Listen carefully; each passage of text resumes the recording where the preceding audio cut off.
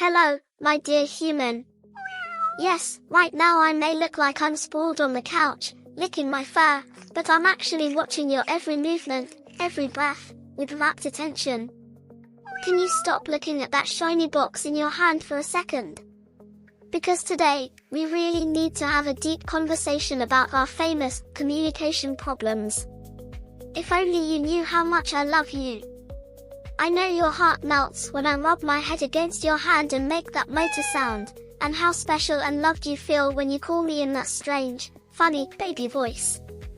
But let's be honest, sometimes you really hurt me without realizing it. No, I'm not complaining because the bottom of my food bowl is slightly showing, although that's an existential crisis for me too. But anyway, that's not the point.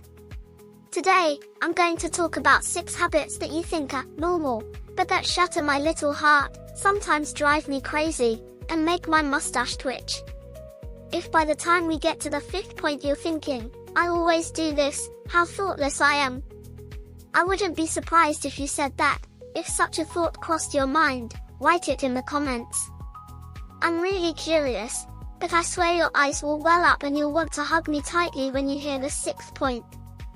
If you're ready, let's begin, because even a cat's patience has limits, and what I'm about to tell you will take our bond to a whole new level. The first thing that upsets me is your lack of respect for my boundaries and your frequent forceful displays of affection. I understand you, believe me, I really do. I'm so soft, my belly looks like a fluffy white cloud, the backs of my ears are like velvet, and at that moment, hugging me and showering me with kisses seems like the most logical, most peaceful thing in the world. But I'm not a plush toy, I'm an individual with feelings and decisions. Come on, get up, you have to dance with me now, I need to cuddle you. I say as I slap your face with my paw after you've returned home from a long day at work and all you want to do is sleep on the couch and find some solitude. Well, I might occasionally see your face at 4 in the morning, but it's just a survival instinct. At that point, it seems like you might be the last person on the planet to feed me. One of the things that upsets me the most is when you abruptly pick me up and begin one of those bone-crushing demonstrations of devotion while I'm totally engrossed in the most tranquil dream, chasing a gigantic tuna with my paws in the air. My body language is our silent alphabet, so you must learn to read it. My tail flailing on the ground is a "please stop" signal, not a melodic beat. My social energy limit has been reached, is indicated by my ears being slightly cocked to the side. I feel trapped and like prey when you forcefully hold me. But what if you waited for me to come to you, to gently rest my head in your hand, to show your affection? Believe me, when I come willingly, those moments of love are so much deeper, so much more intimate, and so priceless. Our second issue is those famous closed doors.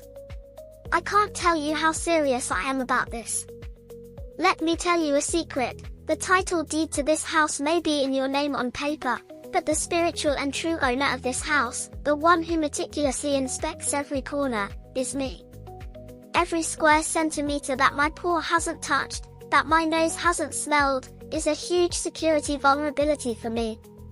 Why do you always close that bathroom door so tightly? What are you doing inside, hiding from me? Are you negotiating with a giant rat, or having a secret feast without me? Or is there another creature in that forbidden room that you love more than me? It's impossible to describe the feeling of exclusion and curiosity I feel when I see a closed door. Angered, I bite at my scratching post and wonder, why won't they let me in? Are they no longer in love with me? Why am I yelling and screaming in front of the door?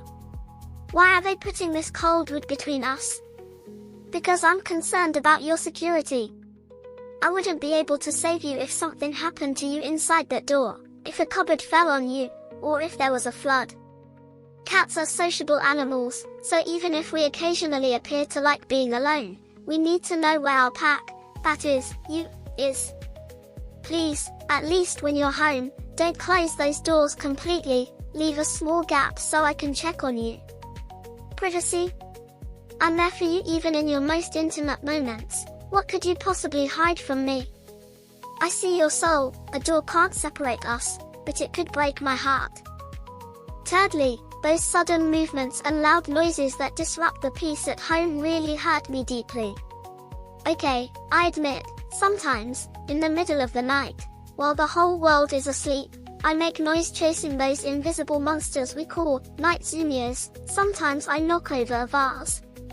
But you banging those metal pots and pans together in the kitchen like it's a battlefield, or suddenly screaming at the top of your lungs about a goal or an event on TV. That's what messes with my nervous system. Even the sound of a bug's footsteps on the wall is audible to my hearing at frequencies you can't even conceive. You merely hear a click, but it feels like a bomb went off next to my ear.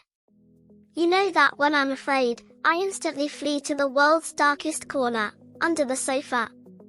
The thing that irritates me the most is when you laugh and remark, "Oh, look how scared she is, how funny she looks." My heart is beating so quickly right now that I think it may explode out of my chest. The unwavering bond of trust between us is being damaged a little more with every laugh or every unnecessary shout. Frightening me isn't a joke, my dear, it's a real trauma for me. This house should be my safe haven, my refuge, but your unpredictable actions force me to be constantly on edge, exhausting me physically and mentally. A calmer, more peaceful environment would be the greatest gift for me. Fourth on the list are the scents you love so much, but which are a complete nightmare for me. Those detergents, floor cleaning solutions, heavy room sprays, or perfumes you douse yourself in, the ones you call spring freshness or lavender garden, are nothing more than a cloud of poisonous gas to me. My nose is about 14 to 15 times stronger than yours. Do you know what that means? When you spray that ocean-scented spray in the room, I feel like a creature trapped in a narrow chemical factory, unable to breathe. And do you know what I'm most upset about? That you aggressively obliterate my natural aroma, the home perfume that gives me a sense of security and comfort. You have no idea how much work I put into marking the corners of the couches, cushions, and your favorite blanket with my smell, designating certain areas as our territory, or how many times I brushed my cheek there. My house feels like a strange, cold place all of a sudden when you arrive and use those strong substances to wipe everything away. I feel as though I've been abandoned and am now without a place to live. Please, try using unscented or natural cleaning products. And please, don't come and kiss or smell me right after spraying on that heavy perfume. At that moment, all I want to do is sneeze, squint, and run miles away from you. If you're going to love me, I wish you'd smell like me, or at least not suffocate me with your scent. The fifth point. This is the one that truly hurts me the most, that destroys me from the inside. You're ignoring me, that infamous digital betrayal. You come home exhausted from work in the evening, and the moment I hear the sound of your key, my heart starts pounding with excitement. I immediately run to the door, rub against your legs, let out my sweetest meows, and say, "Welcome home, my love, I missed you so much all day." But what are you doing? That shiny phone in one hand, the keys in the other. Your eyes are only on that screen, your finger constantly scrolling up and down. Without even saying, hello, without looking into my eyes for a second, you collapse onto the couch and continue staring at that shiny screen. I'm here. I'm right beside you. I'm alive, I'm breathing, I have warmth, and all day I've just been waiting for you to walk through that door. Playing with you, doing somersaults chasing that feather on the fishing line, feeling your focus on me, that would be the greatest reward of the day for me. But you're watching videos of other cats on that screen, cats who are perhaps far less talented than me, and laughing at them. This is a real betrayal, a neglect for me. Your focus is my soul's fuel, my lifeblood. It pains me that you only think about me when my water runs out or my food bowl is empty, and that you only think of me as a housemate. Is it really so hard to set aside your phone for 15 minutes a day, pay attention to me, gaze into my eyes, and express your love? Never forget that I love you more than that screen can. Now we come to the final and most painful point. Those long separations and your silent, farewell-less departures. Sometimes you pull that big suitcase from the top of the wardrobe. In my world, that suitcase means only one thing: abandonment. I understand you're leaving, that you're leaving me for a while. The reason I wander around under your feet while you pack, the reason I lie inside your suitcase, isn't to stop you or cause you trouble. In my current state of mind, I say, please take me with you, I'll go anywhere with you. I take up very little space in your suitcase. But what truly devastates me, what drives me to mourn for days, is that you give me no explanation when you leave the house, that you don't say goodbye. Sometimes you sneak away, silently closing the door while I'm taking a nap or looking into another room. When I wake up, only a deafening silence remains in the house, and you're gone. Where did you go? Why did you leave? Will you come back, or have you completely abandoned me in this big house? Kat's perception of time is very different from yours. What is just a 2-day business trip, for you, is for me a well of uncertainty and fear, every hour I spend alone in that quiet house watching the sunrise and sunset. Please say goodbye.